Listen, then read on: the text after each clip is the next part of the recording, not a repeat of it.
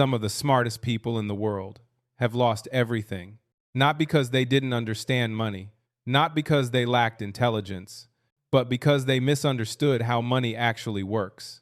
We like to believe that financial success is about being smart, about knowing the right strategy, about mastering numbers, models, and predictions. But reality tells a very different story. Today, we'll talk about why intelligence alone is often not enough, and why behavior matters more than knowledge when it comes to money. In the world of money, intelligence is often treated like a shield. We are taught directly and indirectly that smart people should naturally be good with money. If someone has a high IQ, a prestigious degree, or a career filled with impressive titles, we assume they must also know how to manage wealth. It feels logical. After all, money involves numbers, and numbers feel objective, cold, rational. But that assumption hides a dangerous illusion, because the truth is, financial success has very little to do with how intelligent you are, and far more to do with how you behave under pressure. History is filled with examples that break this illusion. Highly educated executives who lost everything, talented investors who made perfect decisions for years, only to destroy their wealth in a single emotional moment. At the same time, there are ordinary people with no formal training in finance who quietly built wealth over decades, not by being smarter, but by being calmer. This contrast confuses us. If intelligence is the key, why does it fail so often when money is involved? The answer is uncomfortable, because money does not reward intelligence. It rewards emotional stability. And intelligence, surprisingly, can sometimes work against us. Smart people tend to believe they can figure things out. They trust their ability to analyze, predict, and optimize. They rely on models, forecasts, and strategies. They assume that if they understand something deeply enough, they can control the outcome. That mindset works well in many areas of life: engineering, medicine, science. But money doesn't behave like a controlled experiment. Markets are driven by fear, greed, uncertainty, and crowd behavior. Variables change without warning. Outcomes are often shaped by forces no model can capture. When smart people face uncertainty in finance, they often respond by thinking harder, more analysis, more complexity, more confidence. And that's where the danger begins. Because confidence, when mixed with money, can quietly turn into overconfidence. The illusion of intelligence tells us something seductive. If I'm smart enough, I can avoid mistakes. But money doesn't work that way. Mistakes are unavoidable. Losses are part of the game. Uncertainty never disappears. What matters is not whether you make mistakes, but how you react when you do. And this is where intelligence loses its power. Because under stress, human behavior changes. Fear overrides logic. Ego resists humility. Pride delays necessary action. Even the smartest minds are not immune to panic, denial, or desperation. In fact, smart people are often better at rationalizing bad decisions. They don't panic loudly. They panic with explanations. They build narratives that justify staying in bad positions. They convince themselves that patience is conviction and recklessness is confidence. The problem is not lack of intelligence. The problem is too much faith in intelligence. Money doesn't punish ignorance as harshly as it punishes arrogance. An ordinary person who admits uncertainty may act cautiously. A brilliant person who believes they are in control may take risks they don't fully understand. One survives. The other collapses, not because one was smarter, but because one was more realistic. This is why financial success often looks boring. No dramatic predictions, no heroic moves, no constant optimization, just discipline, restraint, patience. And patience is not an intellectual skill. It's an emotional one. The illusion of intelligence makes us believe that knowledge is protection, but in money, knowledge without emotional control can be dangerous. You can understand every financial concept in the world and still fail if your behavior collapses when pressure arrives. That is why intelligence alone has never been enough. And that is why, in the next part of this story, we must look beyond intelligence and into the deeper forces that shape financial outcomes. Because money is not a test of how smart you are. It is a test of how you behave when things don't go as planned. Imagine two lives, not two fictional characters, two very real paths that exist all around us. The first belongs to someone impressive, elite education, a sharp mind, a career filled with achievements, the kind of person people listen to when money is mentioned. They understand markets, they know the terminology, they follow the news, the data, the forecasts. From the outside, success feels inevitable. The second life looks very different. No prestigious background, no deep understanding of finance, a modest income, a quiet routine. They don't talk about money often. They don't try to predict markets. They don't chase trends. At first glance, there is nothing extraordinary here. And yet, decades later, the outcomes are reversed. The impressive mind is stressed, overextended, always trying to recover what was lost. The quiet life is stable, calm, financially secure. This contrast confuses us because it challenges what we want to believe. We want success to be logical. We want to believe that those who know more should always end up with more. But money doesn't reward credentials.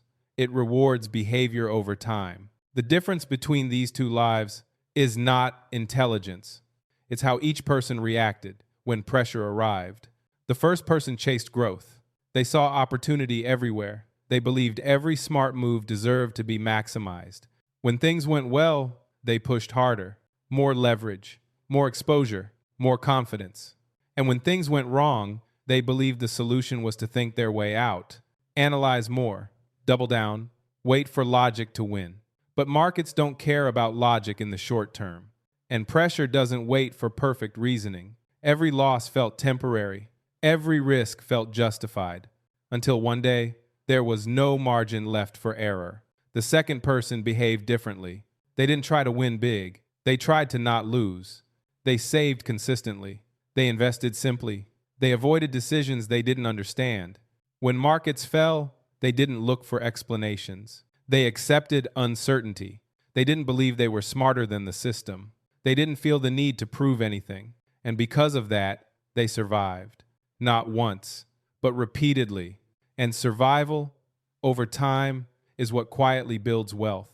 Here's the uncomfortable truth. Big financial outcomes are rarely the result of brilliance. They are the result of avoiding catastrophic mistakes. Most people don't fail because they make one terrible decision. They fail because a series of emotional reactions slowly push them off balance. Fear at the wrong moment, confidence at the wrong time, ego when humility is needed most. Smart people are especially vulnerable here because they believe they can outthink risk. But risk is not a puzzle to be solved. It's a reality to be respected. The quiet life didn't avoid risk entirely. That's impossible. But they kept risk within limits they could survive. They didn't confuse ambition with necessity. They didn't turn success into pressure to grow faster. They didn't mistake momentum for permanence. They understood even without knowing it. That time is the most powerful force in finance, and time only works for those who stay in the game. This is why money often looks unfair, because it doesn't reward the best ideas. It rewards the longest-lasting behavior. The person who avoids disaster often beats the person who tries to be extraordinary.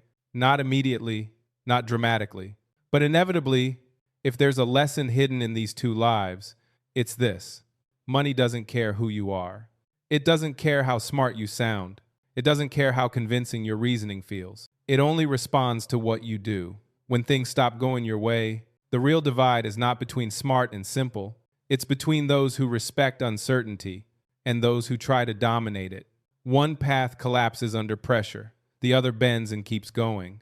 And over a lifetime, that difference changes everything. At some point, everyone makes a stupid decision with money. It might be buying at the top, selling at the bottom, taking a risk that feels obvious in hindsight, or avoiding an opportunity out of fear. We look back and ask the same question, how could I have been so foolish? But that question is misleading, because most money mistakes are not made out of ignorance. They are made out of emotion. We like to believe that money decisions happen in calm environments, at desks, with spreadsheets, with time to think. But real decisions rarely happen there. They happen late at night, after a stressful day, during a market crash, in conversations filled with pressure, comparison, and fear. Money decisions are often made when emotions are already high. And under emotion, the brain behaves very differently. Logic becomes secondary. Short-term relief becomes urgent. Pain avoidance becomes the priority. This is when stupid decisions are born. Here's the key insight. Every financial decision makes sense to the person making it at the moment it's made, even the worst ones. People don't wake up and choose to destroy their finances. They choose what feels reasonable, based on their past experiences and emotional memories. Someone who lived through loss fears risk more than missed opportunity. Someone who experienced rapid success fears missing out more than losing control. Both believe they are acting rationally. Both are responding to their history, not the situation itself. This is why two people can face the same market conditions and do the opposite. One buys, one sells, one sees danger, the other sees opportunity. Neither is crazy, neither is necessarily wrong. They are simply reacting to different internal stories. Money is not just numbers, it is memory. Another uncomfortable truth. We often confuse familiarity with safety. If something worked before, we assume it will work again. If a strategy made money in the past, we trust it more than we should. But markets change. Conditions shift. Risk hides in what feels normal. The most dangerous risks are the ones that feel familiar.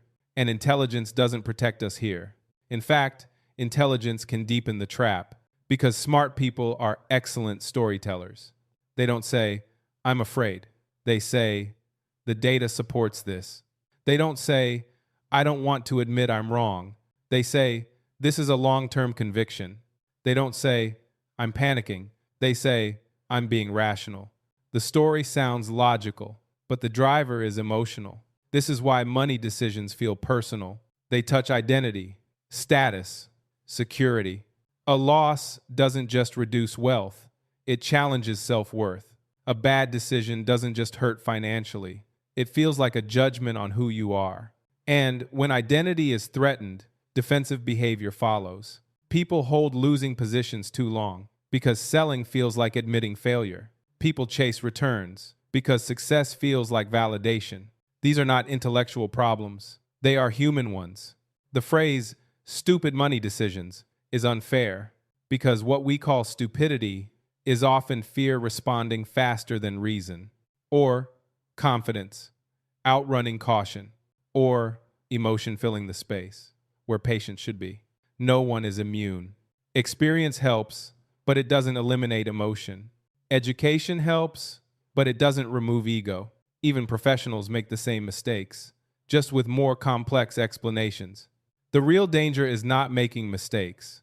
It's believing you are above them. When someone thinks they are too smart to panic, too experienced to be wrong, too disciplined to lose control, that's when risk quietly grows, because awareness disappears.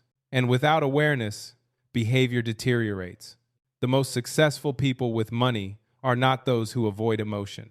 They are those who design around it. They accept that fear will appear, that confidence will rise too high, that mistakes are inevitable. And instead of trying to outthink emotion, they limit its power. They simplify decisions. They reduce exposure. They build margins for error. Not because they are less intelligent, but because they understand themselves. Money doesn't test how smart you are. It tests how honest you can be about your own behavior. And once you understand that, your decisions stop needing to be perfect. They only need to be survivable. There is a moment in every financial journey when the real enemy appears. Not ignorance, not lack of information, not even bad luck. The real enemy is ego under pressure. Ego is quiet when things are going well. It hides behind confidence, ambition, and optimism. It tells us we deserve our success, that we've figured things out. But pressure changes everything. When markets fall, when losses appear, when uncertainty replaces clarity, that's when ego steps forward and starts making decisions. Ego hates being wrong. It resists admitting mistakes. It avoids embarrassment. It protects identity at all costs. In money, this is dangerous Because the market does not care about your intelligence, your effort, or your intentions. It only responds to reality. And reality doesn't negotiate with pride. Under pressure, ego whispers familiar lies. This is just temporary. I've done the research. I know what I'm doing. Selling now would be weak. Each sentence sounds reasonable. Each feels logical. Each hides an emotional trigger. Ego reframes fear as conviction. It turns hesitation into stubbornness. It disguises panic as patience. And the longer pressure lasts, the louder ego becomes. This is why some people hold losing positions far longer than they should. Not because they don't understand risk, but because selling feels like admitting failure. It feels like saying, I was wrong. And for ego, that sentence is unbearable. So people wait. They hope. They justify. They don't lose money immediately. They lose flexibility. And in finance, loss of flexibility is often fatal. Ego also appears on the upside. Success feeds it. After a few wins, people start to believe they are in control. Risk feels smaller. Confidence feels earned. Caution feels unnecessary. This is when ego pushes people to take risks they don't need. More leverage, more exposure, less margin for error. Not because the opportunity is exceptional, but because ego wants to prove something. And proof-seeking behavior rarely ends well. One of the most dangerous beliefs in money is this: I'm different. Different from the crowd, different from the mistakes of others, different from the past. Ego loves this belief. It convinces people that rules apply to everyone else. That history is informative, but not restrictive. That discipline is for beginners. But markets have no memory of who you are. They treat confidence and arrogance the same. They treat humility and fear the same. The outcome depends on behavior, not belief. The irony is brutal. The smarter someone is, the more convincing their ego becomes. They don't act recklessly. They act persuasively. They build narratives. They explain away warning signs. They rationalize increasing risk. And because the explanation sounds intelligent, the danger is harder to detect. Ego doesn't shout. It reasons. The opposite of ego is not fear. It's acceptance. Acceptance that you can be wrong. Acceptance that uncertainty is permanent. Acceptance that control is limited. This mindset feels uncomfortable. It removes the illusion of mastery. It forces humility. But humility is not weakness in money. It is protection. People who accept uncertainty design systems that survive it. They limit exposure. They simplify decisions. They leave room for error, not because they lack confidence, but because they understand risk. The most successful investors are not those who eliminate ego. That's impossible. They are those who contain it. They create rules that ego cannot easily override. They separate identity from outcomes. They don't measure self-worth by short-term results. They understand that being wrong is part of staying alive financially. Ego under pressure is not a character flaw. It's human nature. But money punishes unchecked ego relentlessly and rewards those who recognize it early and build defenses against it. Because in the end, the greatest threat to your financial future is not the market. It's the version of yourself that refuses to accept reality when pressure arrives. If intelligence isn't the answer and ego is the enemy, then what truly determines success with money? The answer is surprisingly simple. The skill that matters most is not analysis, not prediction, not timing. It is self-control. Self-control is quiet. It doesn't impress people. It doesn't make headlines. And it rarely feels heroic. But over time, it outperforms brilliance. Because money doesn't reward the person who makes the best decision once. It rewards the person who avoids the worst decisions consistently. Self-control shows up when emotions demand action, when markets are falling and fear screams for escape, when prices are rising and greed whispers that more is never enough. In those moments, knowledge offers suggestions, but self-control decides. It says, not now, not too much, not at any cost. This is why so many financial stories end the same way. People don't lose because they were wrong. They lose because they couldn't wait. They couldn't sit with uncertainty. They couldn't accept boredom. They couldn't tolerate being average. They wanted certainty in an uncertain world, and money punishes that desire harshly. Self-control understands something fundamental. You don't need to capture every opportunity. You don't need to win every year. You don't need to be right all the time. You just need to stay in the game. And staying in the game requires resisting unnecessary risk. The market offers endless chances to test your discipline. Every headline, every prediction, every success story. Each one asks the same question. Will you act or will you wait? Self-control answers by designing boundaries. Limits on risk, limits on exposure, limits on emotional decision-making. Not because the person is timid, but because they understand themselves. This skill has nothing to do with intelligence. You don't learn it from books alone. You don't master it through models. You develop it by recognizing your weaknesses and building systems around them. Automatic savings, simple investment rules, long-term thinking. These are not signs of low ambition. They are signs of clarity. Self-control accepts that uncertainty never disappears. There will always be unknowns. There will always be volatility. There will always be fear. Trying to eliminate these forces is futile, but managing your response to them is possible. And that's where control truly lives. The irony is powerful. The people who appear the calmest with money are often not the most confident. They are the most honest about risk, honest about limits, honest about human behavior. They don't believe they are special. They don't believe rules don't apply to them. They believe in consistency, and consistency compounds. Self-control also reframes success. It shifts the goal from winning to enduring, from maximizing returns to minimizing regret, from proving intelligence to protecting freedom. Because the ultimate purpose of money is not status, it's peace of mind. And peace of mind requires restraint. In the end, money is not a test of how smart you are. It is a test of how well you can manage yourself over long periods of uncertainty. Those who master this skill don't always look impressive, but they last. And in finance, lasting is everything. Money is often treated like a test of intelligence, a puzzle to be solved, a system to be mastered, a game where the smartest player should always win. But as we've seen, that belief doesn't survive contact with reality. Because money doesn't measure how clever you are when conditions are perfect. It reveals who you are when uncertainty takes over, when pressure arrives, when fear rises, when confidence becomes fragile. That's when behavior matters, not the theories you've learned, not the strategies you've memorized, but the choices you make when emotions are loud and clarity is scarce. The people who succeed with money are rarely the most impressive. They don't predict every move. They don't chase every opportunity. They don't try to outsmart the system. Instead, they focus on survival. They accept that mistakes are inevitable, that luck plays a role, that control is always limited. And by accepting these truths, they build something far more powerful than brilliance. They build resilience.